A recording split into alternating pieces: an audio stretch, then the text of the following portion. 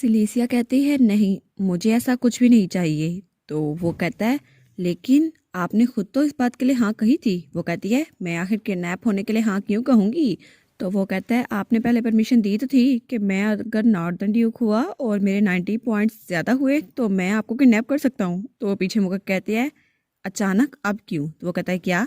तो वो कहती है अचानक अभी क्यों, पहले क्यों नहीं, पहले आपको इस बात का ध्यान क्यों नहीं आया। तो वो कहता है क्योंकि अब मुझे आप में इंटरेस्ट आने लग गया है। तो वो कहती है अभी जब मुझे ब्लैक कार्ड मिला है उसके फ़ौरन बाद। तो वो कहता है नहीं नहीं, मेरी ये इंटेंशन नहीं थी, लेकिन जब आप अपने कर्जे को चुकाएंगी हम फिर से स्ट्रेंजर बन जाएंगे, है ना। तो वो कहती है हाँ ये बात तो ठीक है। तो वो बड़ा मासूम चेहरा बना के कहता है इसलिए मैं आपको अच्छे से जाना चाहता हूँ, लेकिन हमारे दरमियान जो सोशल स्टेटस है वो तो बहुत ज़्यादा बुलंद है। और वो कहता है क्या इसके अलावा कोई और तरीका नहीं है।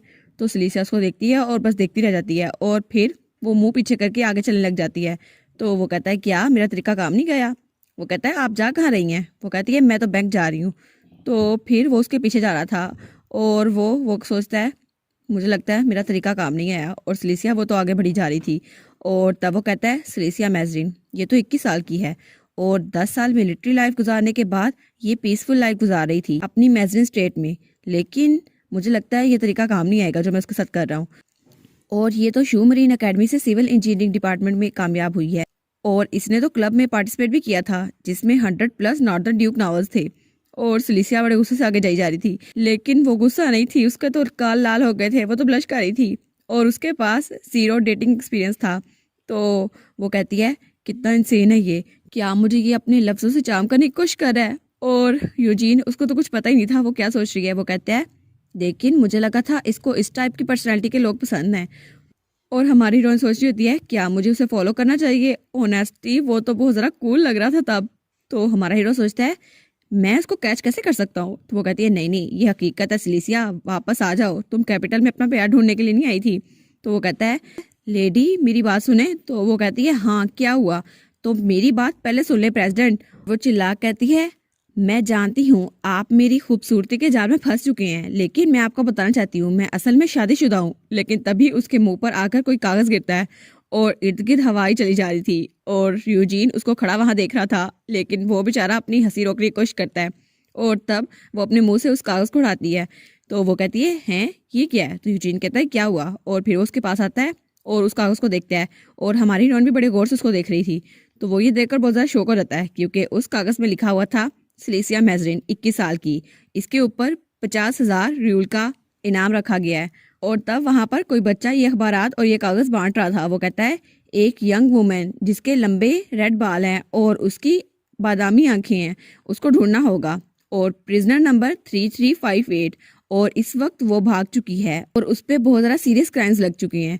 और सब लोग हमारी हीरोइन को देखते हैं और उस पर लिखा था स्पेशल नोट, वो बहुत ज़्यादा डेंजरस है, इसलिए सिटीजन को कहा गया है वो एहतियात बरतें। और हमारी हीरोइन सोचती है क्या एम्पीरियल इमरजेंसी वांटेड नोटिस, इसमें तो 50,000 रूल लिखे हैं और इसमें तो ये भी लिखा है कि मैं 100 साल की हूँ, लेकिन आखिर ये क्या भला है और ये क्यों किया गया है।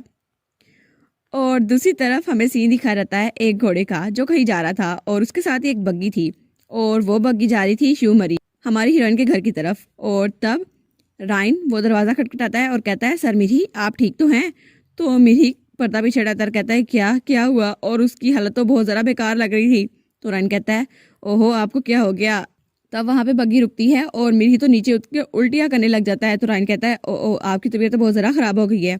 वो कहता है लेकिन इतने इम्पोर्टेंट मिशन के लिए एम्पर ने आपको भेजा, आप तो एम्पर के एडवाइज़र हैं ना, आपको भी मोशन सिकनेस हो रही है। वो कहता है फिर क्या हुआ, तबीयत तो मेरी भी ख़राब हो सकती है ना, वैसे भी हम पिछले 1 हफ्ते से फुल स्पीड में ट्रैवल कर रहे हैं, तो तुम्हें क्या लगता है मैं ठीक रहूँगा। तो वो कहता है हाँ अगर ऐसा ही है तो आपको कैरेज में बैठने की ज़रूरत नहीं है, आप मेरे साथ घोड़े में बैठ जाए ना। वो कहता है पूरा हफ्ता घोड़े पे कौन बैठेगा, मेरी तो कमर अकड़ जाएगी, लेकिन नाइट्स तो कुछ ज़्यादा होशियार होते हैं। तो वो कहता है अच्छा चले जो भी है, अभी के लिए मुझे यहाँ से रास्ता बदलना होगा, मैं अपने काम करने जा रहा हूँ। तो मेरी कहता है ओ आपने तो मेंशन किया था आप शू मरीन यहाँ पे किसी और काम के लिए आए हैं, क्या इस जगह आने का आपका कोई मकसद है। तो वो कहता है ये बात तो है, लेकिन मैं आपको नहीं बता सकता। और वो कहता है वेल फर्स्ट ऑफ ऑल मुझे उस बारे में कंफर्म करना होगा। और उसे हमारे हीरोइन और यूजीन याद आते हैं। वो कहता है इस बारे में मैं किसी को नहीं बता सकता। तो मिरी सोचता है ये हमेशा कंप्लेन करते रहते थे, इन्हें कैपिटल नहीं छोड़ना, और अब देखो कैसे भाग रहे हैं। पता नहीं इनको करना क्या है, लेकिन जो भी है मैं तो अपने मिशन पे फोकस करूंगा। और उसके बाद वो शू मरीन पहुंच चुका था और हमारी हीरोइन का डैड वो तो बिस्तर पे लेटा हुआ था। वो कहता है, ओ काउंट मिरी, मैंने आपकी रेपुटेशन के बारे में बहुत सारा सुना है। और मिरी वहाँ बैठा था। वो कहता है, क्या ये अब ऐसे क्यों लेटा हुआ है? तो वो कहता है, आपसे मिलकर भी बहुत सारा खुशी हुई। तो सिलिसिया का डैड कहता है, माफ़ कीजिएगा, मैं आपको प्रॉपर्ली ग्रीट नहीं कर सकता क्योंकि मेरी हेल्थ बहुत ज़्यादा ख़राब है।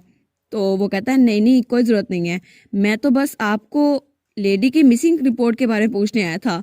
तो वो खांसते हुए कहता है, ओ डेयर, मेरी बेटी तो बहुत ज़्यादा शैतान है। अचानक रात में वो भाग गई और उसके सर पे जो वाटर बैग था वो तो ऐसे ही रखा हुआ था और उसकी बैंडेज भी सही से नहीं की हुई थी और वो तो बस खांसने की एक्टिंग कर रहा था। वो कहता है, मैं तो बेड से भी नहीं निकल सकता, मैं तुम्हारी हेल्प कैसे करूंगा? हालांकि उसने कपड़े जो पहने थे वो भी कैजुअल थे। और ये कहकर वो चुप हो रहता है। तो मेरी कहता है, क्या क्या ये नाटक कर रहे हैं? लेकिन आखिर ये ऐसा एक्ट क्यों कर रहे हैं? आखिर यहाँ पे चल क्या रहा है? तो वो कहता है, अब मैं इसको कैसे बताऊं, मुझे उसकी हेल्प नहीं करनी, मुझे अपनी बेटी को वापस नहीं लाना।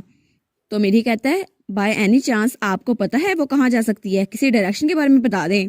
तो वो रोने की एक्टिंग करते हुए कहता है, मुझे क्या पता, बच्चों को माँ बाप का दर्द कैसे पता हो सकता है, मैं उसके बारे में कैसे जान सकता हूँ? तो मेरी गहरी सांस लेता है और कहता है, ठीक है, अगर आपको ये नहीं पता। तो वो वहाँ नीचे से बैग उठाते हुए कहता है, तो ठीक है, आप कुछ और तो कर सकते हैं ना। एम्पीरियल लॉ के मुताबिक अगर रॉयल फैमिली का कोई रिलेटिव गायब हो जाए तो उसके लिए आपको उनको प्रोटेक्ट करना होगा, और दूसरे लफ्जों में मैजिन फैमिली को, लेडी सिलिसिया मैजिन को खुद ढूंढना होगा। तो वो कहता है, क्या ये कैसी बकवास है? मेरी फैमिली में सिर्फ मैं और सिलिसिया ही हैं, इसके अलावा सर्वेंट्स हैं और उसके अलावा कुछ भी नहीं है, तो हम कैसे सर्च कर सकते हैं? तो मेरी कहता है, नहीं, इसके अलावा भी कुछ है। रेड लाइन नाइट्स आपके कमांड के अंडर हैं, क्या वो नहीं है? तो सिलिसिया का डैड कहता है, क्या?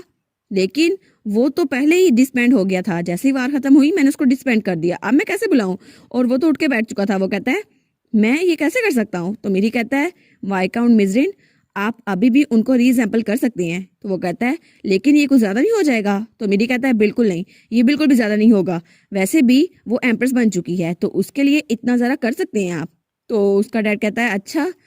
तो मेरी कहता है, प्लीज आप कोऑपरेट करिए, जब तक उनकी तलाश जारी है हम आपकी कोऑपरेशन ले सकते हैं।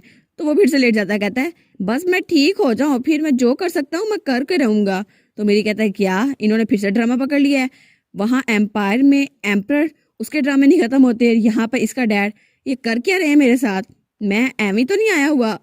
और तभी उसका पाव ऊपर था और मेड वो तो देख के डर जाती है। तो सिलिसा का डैड वो कहता है, क्या हुआ, आपको क्या हुआ?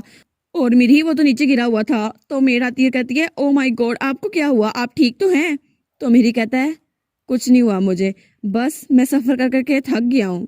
तो वो कहता है, क्या? तो मेरी कहता है, बस मैं ट्रैवल सिकनेस और मोशन सिकनेस की वजह से थक चुका हूँ, आपको मुझ पे रहम नहीं आ रहा? एम्पर के ऑर्डर को फॉलो करना ही होगा। तो सिलिसिया का डैड कहता है, क्या ये मुझे बेवकूफ बना रहा है? तो वो भी जल्दी से लेट जाता है, कहता है, ओ मुझे लगता है मेरा जख्म वो खुल गया है। तो मेड कहती है, माय लॉर्ड। और मेरी वो भी नीचे गिरा हुआ था। वो कहता है, मुझे तो चक्कर आ रहे हैं, मैं कुछ सुन ही नहीं पा रहा। तो दूसरी मेड उसके पास थी, वो कहती है, सर आप ठीक तो हैं? लेकिन आखिर में दोनों ने बीमार होने का नाटक पकड़ लिया था, लेकिन अब देखना ये था इस बेकार सी जंग में जीता कौन है। और फिर से हमें एम्पायर का सीन दिखा रहता है जहाँ कोई सिपाही वही पोस्टर लेकर बात कर रहा था। वो कहता है, एम्पायर के सब लोगों आराम से कान खोल के सुनो। और वो कहता है, अगर किसी ने सिलिसिया मैजन को देखा, उसके लाल बाल हैं और बादामी आंखें हैं और वो एक वांटेड क्रिमिनल है, तो जल्दी से जल्दी कैपिटल गार्ड को रिपोर्ट करे, और वो बहुत ज़्यादा खतरनाक है। और तब वो हर किसी लड़की का रास्ता रोक रहे थे जिसके लाल बाल थे। वो लड़की कहती है, पर मेरी तो ग्रीन आइज है, मेरी बादामी आंखें नहीं हैं। और तब कैपिटल में बहुत ज़्यादा हलचल मची हुई थी। और तब हमें एक गली का सीन दिखा देता है जहाँ बिल्कुल सुनसान जगह थी। और तब हमारी हीरोइन और यूजीन वहां रुकते हैं। तो यूजीन कहता है, मुझे लगता है ये जगह काफ़ी रहेगी हमारे छुपने के लिए। और हमारी हीरोइन वो तो भाग भाग के थक गई थी। वो कहती है, ये पोस्टर, आखिर ये वांटेड पोस्टर में मैं क्यों हूँ? और ये सारी गलती ये तो उसी पीले बालों वाले नाइट की होगी, मैं तो उसे जान से मार दूंगी। और वो तो रायन को सोच रही थी। तो वो कहता है, क्या मतलब आपके हस्बैंड का छोटा भाई है ना? तो वो कहती है, हाँ हाँ, मैं उसको मार के रहूंगी।